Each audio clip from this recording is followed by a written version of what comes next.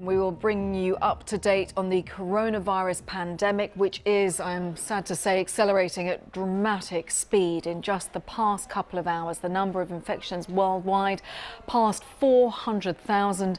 Now compare that to only 2 days ago when the figure stood at 300,000. We're going to update you on the situation around the world, but let's start in the United States, where in the past few minutes, Donald Trump has again insisted that his country can get back to business in the next month. That is despite a warning from the World Health Organization that the US has more than 51,000 coronavirus cases and that it's at risk of becoming the epicenter of this global pandemic. Well, the US president has been giving his daily update at the White House. Here's some of what he said. Ultimately, the goal is to ease the guidelines and open things up to very large sections of our country as we near the end of our historic battle with the invisible enemy. It'll go on for a while, but we win. We'll win. I said earlier today that I hope we can do this by Easter. I think that would be a great thing for our country, and we're all working very hard to make that a reality. We'll be meeting with a lot of people to see if it can be done. Easter is a very special day for many reasons. For me, for a lot of our friends, that's a very special day. And what a great timeline this would be. Easter. So the president there speaking in the last few moments. Right now, the rest of the Trump administration is continuing to give that daily briefing on the coronavirus. This comes from the White House. We're continuing to monitor what they're saying, and we'll bring you in all the headlines as and when they come to them. But what I want to do right now is just focus on what the president was saying, because my colleague Gary O'Donoghue in Washington was listening to the president. And Gary, it just sounds very optimistic when the president says, although he caveats it that he is focusing his analysis on data, but that the economy will be back up and running, the US will be back up and running by Easter. That we're talking weeks away. Yeah, I mean, just to be clear, in the Christian calendar, Easter Sunday is on April the 12th. So that is around, 3 weeks away from where we are now. Now, the president has mentioned Easter earlier on today. He's been talking for the last couple of days about ending this thing in the next few weeks rather than months. He talked about those who had mentioned months previously as not being realistic. He wanted things up and running before that. In fact, he talked about it being months before that as well, June, July and August he talked about. He did caveat, as you say, later on in his words, which are still going on there, saying that the decisions are driven by what he called the health, safety and well-being of all citizens. But it is a confusing message. The president seems on the one hand to be saying, look, I think we can do this in weeks, in a sense, whatever's going on with the data, but also suggesting that it's all about the health and well-being of the citizens as well. So I think there will be some concern, particularly among the scientists and others. And also in those areas like New York City where things have really spiraled very, very badly. They are really struggling to keep control up there, and they're having to set up temporary hospitals, 1,000-bed hospitals in arts centres like the Javits Centre on the west side of Manhattan. And I think a lot of people will feel here that this is quite premature. Yes, they certainly will. Gary, for the time being, thank you. Gary just mentioned there New York City, and I want to just unpack some of the figures because it's really important just to understand why it feels a little bit optimistic as to what the president was saying. New York City has nearly 15,000 cases, and if I just bring up this tweet from a reporter from the New York Times, this is from Andy Newman, at Andy Local. He is comparing New York State and Italy in this particular tweet, saying that they are now virtually tied when it comes to the figures. Both New York State and Italy have around 105 confirmed cases per 100,000 residents. So it's also worth bearing in mind, however, that New York State is less densely populated than Italy and is also 2 weeks behind Italy. So it just goes to show how far further down the road the New York State is. Now, the governor of New York State has warned that the number of cases was doubling every 3 days, and the peak of the infection could come in as little as 2 to 3 weeks. And let's have a little listen to also what the Mayor of New York, Bill de Blasio, was saying about this. This is my appeal again to the federal government to ensure that we get a lot more. We need thousands more ventilators here in New York City to stay ahead of the curve of this disease and to save lives that can be saved. Now, away from New York, some clinics in the US have also warned that they face closure because they're running out of equipment, including masks and surgical gowns. One of them is the Open Cities Community Health Center in Minnesota. Here's a spokesperson. You know, community health centers are essential frontline providers in the response, preparation, and prevention of COVID-19. And as you are well aware, COVID-19 has caused a widespread shortage of personal protective equipment.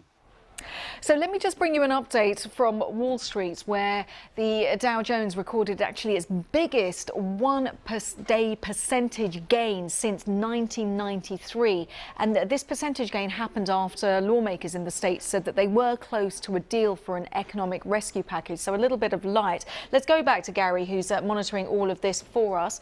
So Gary, it feels like there is a little bit of movement and a little bit more optimism on the US markets, because that rescue package could potentially be agreed. Yes, just very quickly, just picking up on the PPE, the protective equipment. President did give some numbers on that. He's talking about 8 million of these sort of N95 masks shipping out this week, 14 million surgical masks, as he put it, and 1.9 million gowns. So he did give some updates on that. But you're right, in terms of the stimulus package being debated by the Senate at the moment, it does seem that they're inching ever closer to a deal. That's looking at around $2 trillion worth of support to the American economy and the American worker. To give you some scale, that's 10% of US GDP, $2 trillion. It's a huge, vast amount of money. I'm not surprised that that has stabilised the markets to some degree.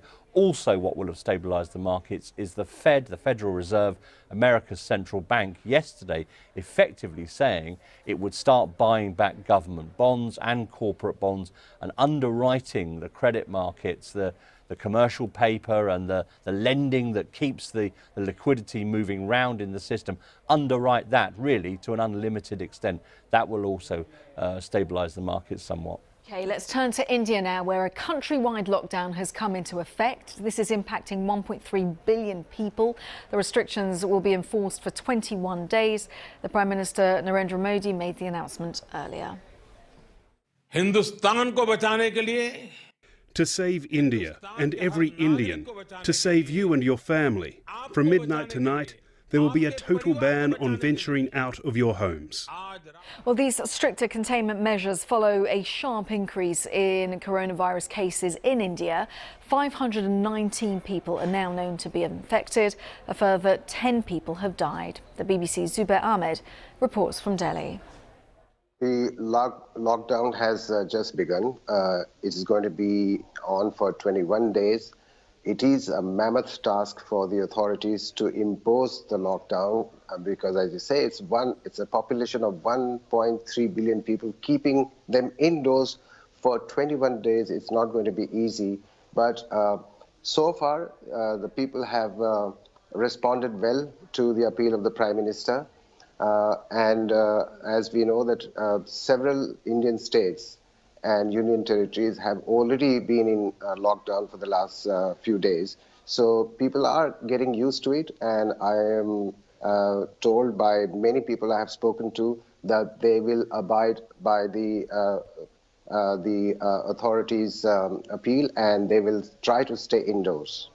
And are the appeals clear? Are the rules clear as to what people have to do? Mr. Modi, when he addressed the nation for nearly half an hour, tried to explain every little bit to the people of India. Now let's bring you up to date with the situation with coronavirus in Spain, because there the death toll has jumped by more than 500 in just a single day as the situation in the country quickly worsens. There are now almost 40,000 recorded cases. This is up from a little over 33,000, the number that was just around yesterday. And nearly 3,000 people have died, making Spain the worst affected country in Europe after Italy. Now, a number of emergency measures are being put into place, including the construction of this makeshift hospital. This is in a conference centre, and also an ice rink being used temporarily as a morgue. Well, Guy Hedgecoe has more from Madrid. The important thing here is that that jump in the number of deaths each day is still getting bigger. The previous jump had been 462. Over the last 24 hours, it's been 514. So you can see that number is still going up. And the authorities very much want to see that taper off. They have warned us that this week is going to be a really key week in the fight against this virus. And they said that we're going to see possibly a continuation of the increase in deaths and those kinds of jumps. But they have also said that they are hoping that the quite restrictive measures they introduced just over a week ago across the country are going to start bearing some kind of fruit. So hopefully within a few days we might start to see those numbers start to taper off slightly. We'll be back with Guy in a moment, because I want to tell you about Spain's defence minister, who says that a rather distressing development. Staff at some care homes left those homes after the virus was detected, and the army, well, they then during visits found some older people completely abandoned in these homes. Devastatingly, sometimes they even found dead bodies in these beds. Let's get more on this particular aspect from Guy again. The chief prosecutor is announcing an investigation into all this. It's still not clear how many retirement homes this has happened in and where exactly they are. Yeah, really difficult development there in Spain. Let's turn to Italy. Our correspondent Mark Lowen has been tweeting about the numbers from there. He's describing them as a mixed bag when it comes to Italy's figures. Deaths up. Daily toll from 601 to 743, but he says that the daily increase in infections is falling again, now down to just over 7%. So although it's a tragic increase in deaths, the actual number, there's a slowing of new cases, and he's describing this as looking like a trend. So if we have a look at this on a graph, it looks like this. Basically, the orange bars are the number of new cases, although you can see today there was a slight increase, but overall they are dropping.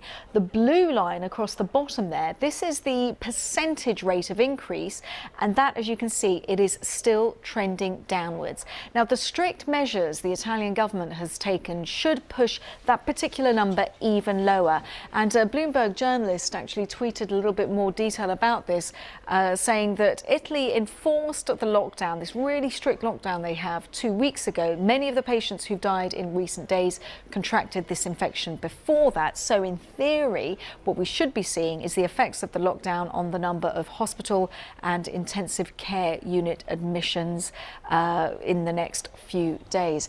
Now, other countries across Europe will also really be watching those particular figures. They want to see what is happening in Italy, because this will shape their own responses to the virus.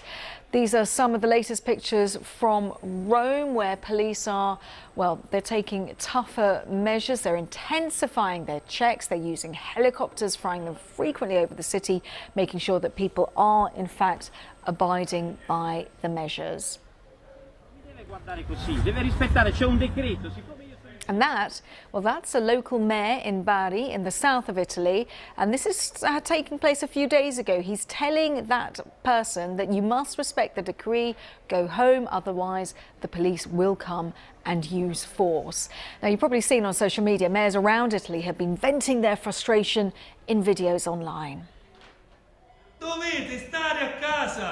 You must stay at home. Don't you understand that people are dying? More than 400 people a day are dying. And you're insisting on trying to find tricks to dodge the law and leave your homes? So there are various mayors, various videos like that. Let's go back to Mark Lowen from Rome. The Prime Minister tonight has spoken and he has said that he hopes very soon to be able to ease those restrictions in Italy, but he has also said that the fine for violating the rules will be increased, going up from a maximum currently of €206, that's about $230, going up to €3,000, that's about $3,500. So a big hike in fines to try to deter people from going out of their house and from going around without justification. So the measures being taken in Italy. Now let's turn to France. The death toll there has now passed 1,000. The country is really struggling to keep up with the speed of this pandemic. 5 doctors have died from the illness. There's a lot of concern that not enough protective equipment is available for medical staff. Here's Lucy Williamson. In places like Mulhouse, it's the very ill who are leaving hospital. Intensive care units here are overflowing. And with dozens more critical cases admitted each day, patients are being sent to Marseille, to Brittany, even to Germany and Switzerland, in a never-ending scramble for beds. And one senior doctor told me that stocks of a key life support drug have virtually run out. Our health system wasn't ready for this. I'm not sure there's a health system anywhere that's ready for it, because the scale of the crisis is bigger than any system could face. The mechanisms we're putting in place aren't enough. In the hospital car park, a military field camp has been set up with 30 intensive care beds. Enough to last the hospital here about a day. The government this week tightened quarantine restrictions across the country and introduced a 6-month jail sentence for those who regularly don't comply. The Health Ministry has said the epidemic could start to peak here this week. A doctor working in the heart of the Mulhouse crisis has described it as a huge wave moving west and warned it could saturate hospitals in Paris within days. That's the snapshot across Europe. Let's turn to Japan, where the Tokyo Olympics and Paralympics have been delayed for a year because of the virus. Japan's Prime Minister Shinzo Abe said he wanted to hold the Games by the summer of 2021 at the latest, as proof that the world has won over COVID-19. It's the first time that the Games have been delayed in peacetime, and his office was tweeting about this. You can look at it on Twitter. They said that the president of the International Olympic Committee and also Shinzo Abe together agreed that the Olympics wouldn't be cancelled but simply delayed. Well, I caught up with Santiago Lange, who's an Argentinian Olympic sailor who won his first gold medal at the Rio Olympics back in 2016. He is at high risk of complications because of surgery that he needed because of cancer. He told me exactly what postponing the Olympics meant for him. We're all expecting this, as you said, and I think what the world and the humanity are going on in these days is far more important than our desire to win a medal right now. And so, obviously at the beginning, when there was a little bit of doubt when the games were going to happen, you continue training really hard, and you're at the end of a high athlete. You keep pushing, but nowadays it's clear that the total planet is living and the human being is living. We should leave that aside for a while and no regrets of what's going on. Absolutely. Interestingly, you've got 2 sons who competed in sailing in Rio. They were also hoping to compete in Japan. So your whole family hugely affected by this. How do you keep up your spirits? How do you look forward to summer 2021? Well, as I said, we've been pushing very hard, and now, I stay quiet because I really strongly believe that it's things way more important that I can complain. I cannot complain being an athlete waiting for getting back to the sea to train. Watch out for Santiago and his sons in a year's time.